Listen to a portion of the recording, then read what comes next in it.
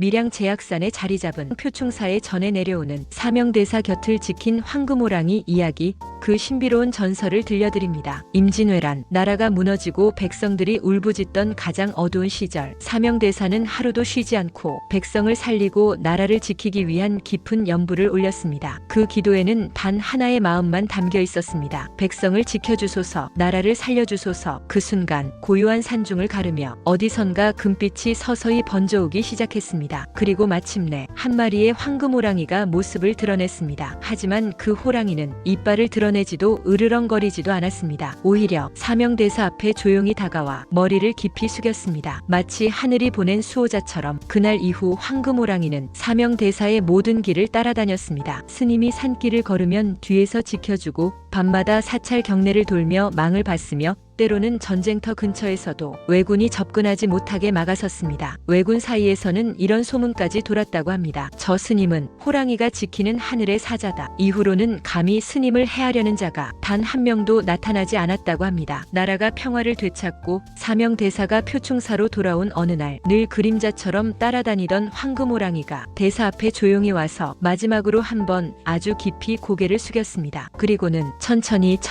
치솟는 아침 안개 속으로 사라져 다시 나타나지 않았습니다. 표충사에서는 그 호랑이를 사명대사의 호국 정신을 상징하는 수호신이라 부르게 되었습니다. 오늘날 표충사가 대한민국을 대표하는 호국성지로 불리는 이유도 바로 이 전설 때문입니다. 황금호랑이는 단순한 짐승이 아니라 나라를 위한 사명대사의 마음, 백성을 향한 큰 자비, 그리고 불법을 지키려는 굳건한 뜻을 상징하는 존재였던 것입니다. 그래서 사람들은 말합니다. 표충사에는 지금도 사명대사를 지키던 호랑이의 기운이 남아있다. 표충사에 가신다면 사명대사를 지켰다는 황금호랑이의 기운 꼭 한번 느껴보세요. 경북 칠곡 천년 고찰 송림사에는 평소의 생각과 마음가짐이 운명을 어떻게 바꾸는지를 보여주는 섬뜩하면서도 깊은 이야기가 전해집니다. 아주 오래전 이 마을에 누구나 부러워할 만큼 부유한 부자가 살고 있었습니다. 하지만 그는 재산은 많았어도 마음은 몹시 인색했죠. 쌀 한 톨, 동전 한 입도 남에게 나누는 법이 없었습니다. 어느 날 허름한 차림의 한 스님이 부자의 집 대문을 두드렸습니다. 지주 한 숟가락만 베풀어 주십시오. 그러자 부자는 코웃음을 치며 소리쳤습니다. 게으른 중이 감히 내 재산을 탐하느냐. 썩 물러가라. 모욕적인 말과 함께 스님을 문 밖으로 내쫓아버렸습니다. 그 모습을 부자의 아내가 안에서 지켜보고 있었습니다. 차마 그냥 볼 수 없었던 아내는 몰래 뒤뜰로 나와 쌀 한 줌을 스님의 바루에 담아주었습니다. 스님은 조용히 고개를 숙이며 말했습니다. 이 작은 베풀문 훗날 큰 복이 되어 돌아올 것입니다. 그리고는 부자를 향해 한마디를 덧붙였습니다. 탐욕은 재앙의 문을 엽니다. 얼마 뒤 부자의 집에 이상한 일들이 연이어 일어났습니다. 곡식이 썩고 가축이 쓰러지고 밤마다 정체 모를 소리가 들려왔습니다. 부자는 불안해져 그 스님을 다시 불러들였습니다. 스님은 말했습니다. 이미 업은 쌓였습니다. 피하려 해도 결과는 반드시 옵니다. 결국 부자는 큰 재앙을 맞아 목숨을 잃고 말았습니다. 그리고 사람들은 말합니다. 그가 죽은 후 집 뒤 연못에서 거대한 구렁이가 나타났다고. 탐욕으로 쌓은 업이 그를 그렇게 구렁이로 환생시켰다는 것이죠. 하지만 이야기는 여기서 끝이 아닙니다. 몰래 시주했던 아내는 이후 한 아이를 낳았습니다. 그 아이는 마음이 곧고 자비로웠으며 어릴 때부터 불법에 깊은 인연을 보였습니다. 훗날 그 아이는 출가하여 큰 깨달음을 얻고 바로 이곳 송림사를 중창한 고승이 되었다고 전해집니다. 쌀 한 줌의 선택, 말 한마디의 태도, 그 작은 차이가 누군가는 구렁이가 되게 했고 누군가는 성인이 되게 했습니다. 불교에서는 말합니다. 지은 대로 받고 베푼 대로 돌아온다. 오늘 우리가 하는 아주 작은 선택 하나가 미래의 나를 만들고 있는지도 모릅니다. 조선의 7대 임금 세조. 그는 조카 단종을 몰아내고 왕위에 오른 죄책감 속에서 온몸에 등창이 돋는 혹독한 고통을 겪고 있었습니다. 수라처럼 아픈 종기, 나라 최고의 의원도 희귀한 영약도 아무런 효험이 없었습니다. 절망 속에서 세조는 마침내 참회의 길을 선택합니다. 모든 죄를 씻고 싶다. 기도밖에 길이 없구나. 그는 문수보살의 상주도량, 강원도 오대산 상원사로 향해 100일 기도를 올리기 시작합니다. 눈보라가 치는 날도 비가 퍼붓는 날도 세조는 무릎을 꿇고 땅에 머리를 조아렸습니다. 100일 기도가 끝나던 날 세조의 등은 더욱 가렵고 뜯기는 듯 아팠습니다. 세조는 가까운 계곡으로 내려가 홀로 목욕을 하며 중얼거립니다. 누가 내 등 좀 밀어만 주었으면. 그때 작은 샛길에서 한 동자승이 조용히 걸어 내려옵니다. 세조는 손짓해 동자를 부릅니다. 얘야, 내 등을 좀 밀어다오. 동자는 고개를 끄덕이며 작고 따뜻한 손으로 세조의 등을 부드럽게 문지르기 시작했습니다. 그 손길은 가려움과 통증을 한 번에 녹여내는 듯 말로 표현할 수 없는 시원함이 느껴졌습니다. 세조는 감탄하며 말합니다. 정말 고맙구나. 하지만 혹여 다른 이에게 상감의 흉한 종기를 보았다고 말해선 안 된다. 동자는 조용히 웃으며 말합니다. 예, 알겠습니다. 상감께서도 후일에 누구를 만나더라도 오대산에서 문수동자를 친견했다는 말씀은 하지 말아주시길 바랍니다. 그 순간 동자의 모습이 계곡 물 한 개 속으로 사라졌습니다. 세조는 숨을 삼킵니다. 문수동자?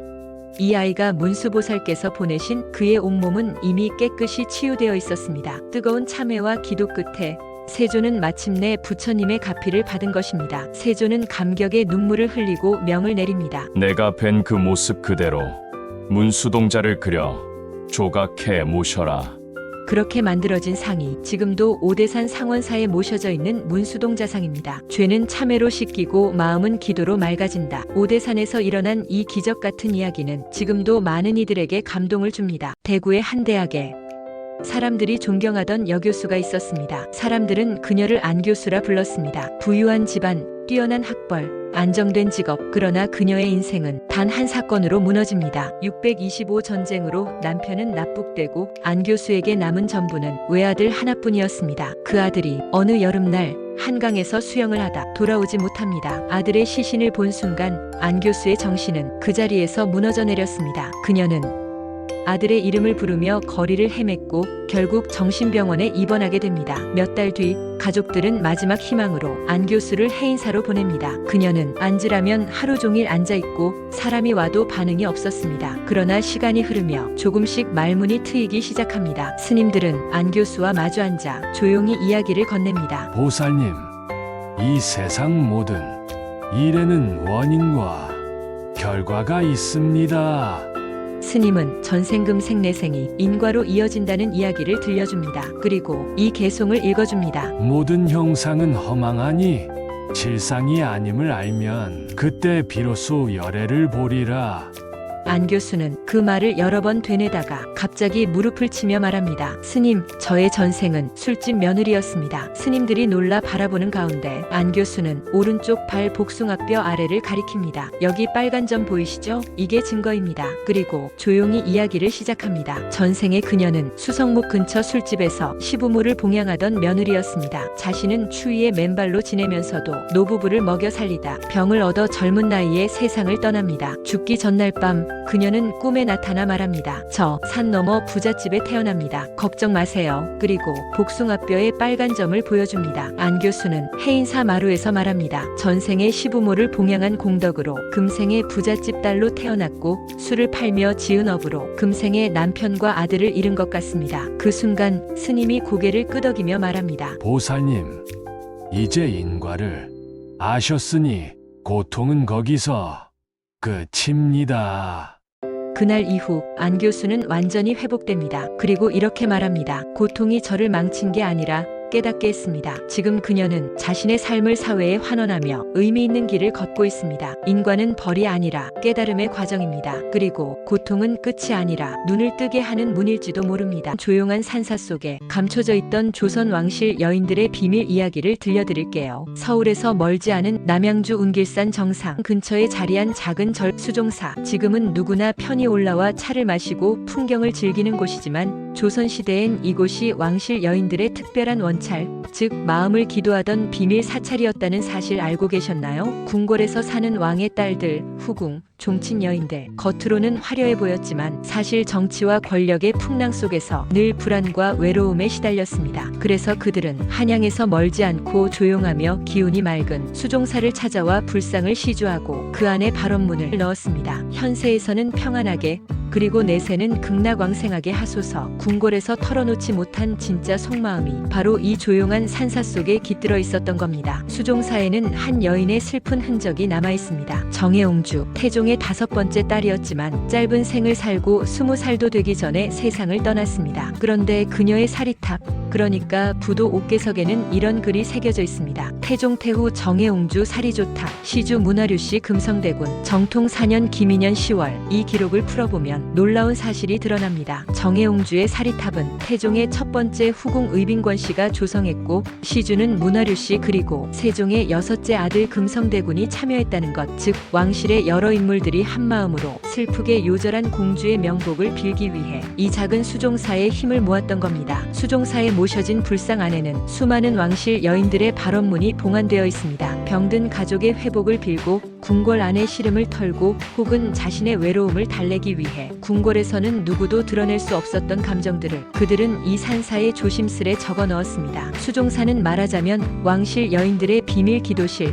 그리고 그림자도 속삭이지 않는다는 조용한 안식처였던 것이죠. 오늘도 수종사를 찾으면 한없이 조용한 운길산 바람 속에서 그들의 기도 소리가 아직도 희미하게 들려오는 듯합니다. 대구 팔공산 자락 천년 고찰 동화사에는 겨울에 피어났다는 꽃의 전설이 전해집니다. 이 절의 이름이 왜 동화사가 되었는지 그 신비로운 이야기를 들려드릴게요. 지금으로부터 1200년 전 신라 제41대 헌덕왕에게는 불심 깊은 셋째 아들이 있었습니다. 그의 이름은 심지대사. 15세 나이에 왕자의 신분을 내려놓고 출가한 인물이었죠. 훗날 그는 팔공산 깊은 곳에 있던 작은 절 유가사를 다시 일으키라는 인연을 만나게 됩니다. 그런데 문제는 시기였습니다. 절을 중창하던 때는 눈보라가 몰아치는 한겨울, 나무는 모두 앙상했고 산은 얼어붙어 있었죠. 스님들과 인부들은 이런 계절에 절을 짓다니 하며 걱정이 가득했습니다. 그날 밤 심지대사는 대웅전터에서 조용히 기도를 올립니다. 이 불사가 부처님의 뜻이라면 이곳에 그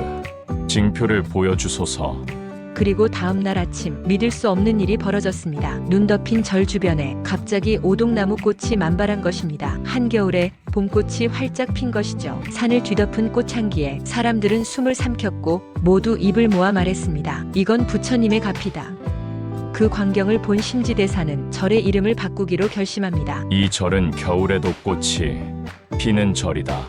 그래서 유가사는 겨울동의 꽃화 동화사가 되었습니다. 겨울에도 꽃이 피는 절, 세상이 얼어붙어도 불법은 피어난다는 뜻이었죠. 지금도 동화사에 가면 대웅전을 지나 칠성각 앞에 서 있는 한 그루 나무가 보입니다. 사람들은 이 나무를 심지대사 나무, 전설의 상징이라 부릅니다. 마치 말없이 서서 그날의 기적을 기억하고 있는 듯 말이죠. 1000년이 넘는 세월이 흘렀지만 사람들은 여전히 이렇게 말합니다. 마음이 얼어붙을 때 동화사에 가면 다시 꽃이 핀다. 한국 사찰에는 이렇게 전설과 신비가 살아 숨쉬는 이야기들이 참 많습니다. 동화사에 가신다면 한겨울에 피어났다는 그 꽃의 마음으로 심지대사 나무 앞에 잠시 서보세요. 로부터 600여 년 전 아직 왕이 되기 전에 한 사내가 있었습니다. 바로 훗날 조선을 세운 이성계입니다. 당시 그는 전란과 혼란 속에서 앞날을 알 수 없는 장수에 불과했습니다. 이 나라를 바로 세울 사람이 과연 나인가 스스로에게 수없이 묻던 그는 마침내 칼을 내려놓고 기도의 길을 선택합니다. 그가 향한 곳은 남해 바다와 하늘이 맞닿은 절벽 위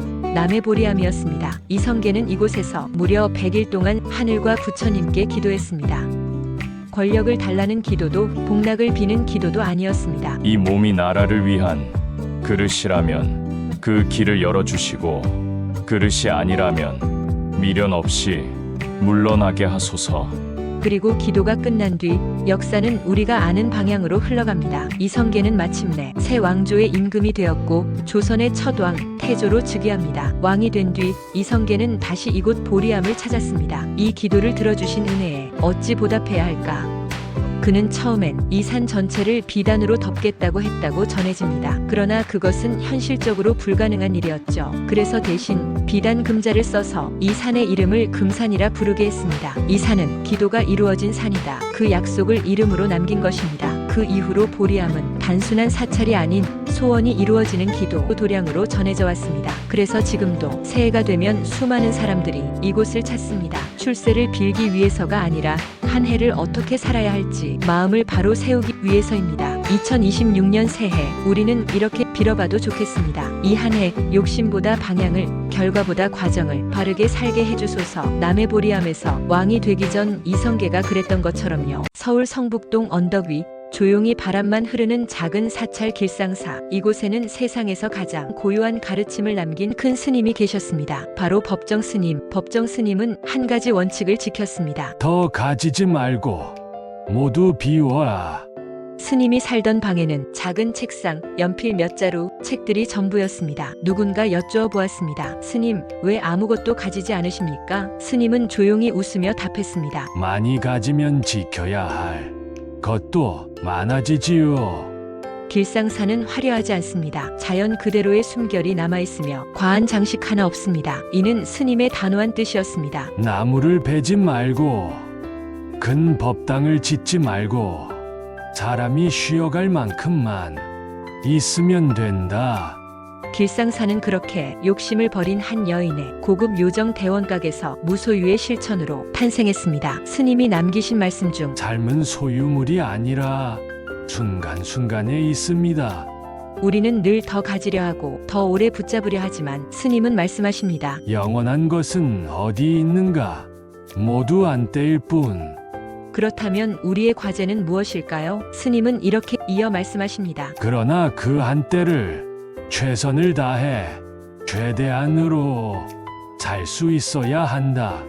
그리고 마지막으로 남기신 말씀은 삶은 놀라운 진비요 아름다움이다. 길상사에서는 이 문장이 바람처럼 절마당 곳곳을 감돕니다. 스님의 발자국, 스님의 숨결, 스님의 미소가 아직도 머물러 있는 듯합니다. 입적 직전 스님은 유언을 남깁니다. 답을 세우지 말라. 초상도 남기지 말라. 흔적을 남기지 말라. 그리고 그대로 떠나셨습니다. 수행자답게 조용하게 비움으로 시작해 비움으로 끝났습니다. 하지만 스님은 남기지 말라 하셨지만 오히려 더 크게 남은 것이 있습니다. 그가 남긴 무소유의 마음입니다. 그래서 길상사는 오늘도 우리에게 속삭입니다. 덜 가질수록 더 많은 것이 보인다. 비울수록 마음은 충만해진다. 전라남도 해남 대흥사 이 절의 대웅보전에는 한 장의 특별한 현판이 걸려 있습니다. 그 글씨의 주인은 조선 후기 명필 이광사, 힘과 기운이 살아있는 신필이었죠. 그런데 젊은 시절의 추사 김정희는 이 현판을 보며 고개를 갸웃했습니다. 이 정도 글씨라니 내가 더 잘 쓰겠소. 주지 스님은 난처했지만 젊고 패기 넘치던 추사의 기백을 막을 수 없었습니다. 그리하여 원래 현판은 내려지고 추사 김정희의 글씨 무량수각이 대신 걸리게 됩니다. 하지만 세월은 긴 법, 추사는 훗날 제주도에서 유배 생활을 하며 명예도 권력도 젊음도 모두 내려놓는 시간을 보내게 됩니다. 그때 비로소 그는 깨닫습니다. 그때 내 글씨엔 겸손도 깊이도 기운도 없었다. 그리고 그는 대흥사에 조용히 편지를 보냅니다. 부디 제 글씨를 내리고 이광사 선생의 글씨를 다시 걸어주십시오. 저는 그 현판을 걸 자격이 없었습니다. 유배지에서 보낸 이 한 문장은 추사의 인생에서 가장 깊은 참회의 고백이었습니다. 추사의 깨달음은 부처님의 한 말씀과 이어집니다. 그릇이 가득 차면 물을 채울 수 없다. 추사 스스로 가득 차 있던 마음을 비우고 나서야 비로소 진짜 배움이 들어올 공간이 생긴 것이죠. 그는 후에 제자들에게 이렇게 말합니다. 글씨란 먹을 놀리는 일이 아니라 마음을 닦는 일이다. 삶이 곧 필력이니 마음이 흐리면 글씨도 흐려진다. 이는 부처님이 말씀하신 수행은 손끝이 아니라 마음에서 시작된다. 가르침과도 닮았습니다. 추사는 뒤늦게 비로소 알게 됩니다. 천재성과 재능만으로는 한 획의 깊은 기운을 담아낼 수 없다는 사실을 그는 이광사의 현판을 바라보며 깨달았습니다. 내가 흉내 낼 수 있는 것은 모양뿐이었구나. 글씨는 힘이 아니라 삶에서 나온 것이었어. 그래서 그는 현판을 돌려 세우며 마지막으로 이렇게 기록합니다. 겸손은 배움의 시작이며 진정성은 예술의 근본이다. 대흥사 대웅보전에 걸린 대웅보전 현판은 지금도 조용히 말합니다. 오만했던 젊음은 사라지고 마지막엔 마음만 남는다. 제주의 한라산 자락 깊은 곳, 바람도 잠시 쉬어간다는 고요한 절이 있습니다. 바로 제주 법화사입니다. 이곳에 전해 내려오는 통일신라의 해상왕 장보고가 세웠다는 신비로운 창건 설화를 들려드릴게요. 옛날 통일신라 말 바다의 패권을 쥐고 동아시아를 호령하던 장보고는 제주 바다를 지나다가 섬의 기운이 심상치 않다는 것을 느꼈습니다. 바람은 거칠고 땅의 기운은 요동치며 섬 전체가 불안한 기세를 품고 있었죠. 그때 어두운 해물을 뚫고 나타난 한 노승이 장보고 앞에 서더니 말했습니다. 이곳 제주에는 나라의 기운을 뒤흔드는 허한 틈이 있습니다. 이 틈을 메우지 못하면 온 나라가 큰 난을 겪게 될 것입니다. 장보고는 묻습니다. 그 틈을 어떻게 막을 수 있겠습니까? 노승은 하늘을 보며 말했습니다. 부처님의 법을 꽃처럼 피워 섬의 기운을 바로 세울 수 있는 사찰,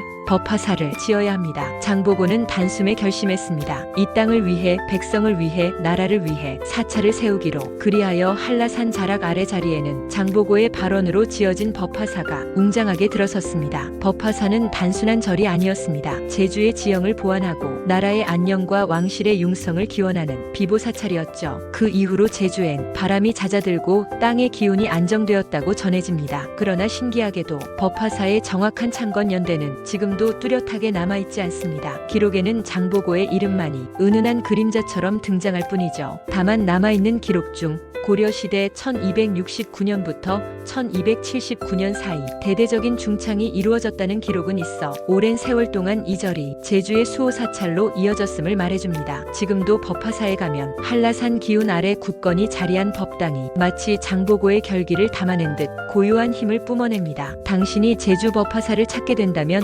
이곳이 단순한 사찰이 아니라 나라의 기운을 세우기 위해 지어진 사찰이라는 사실을 꼭 기억해 주세요. 더 많은 한국 사찰 이야기 이어서 보시려면 삼각형 모양 글씨 링크를 눌러주세요. 구독과 좋아요는 다음 사찰 이야기로 이어지는 좋은 인연입니다. 나무 아미타불 관세음보살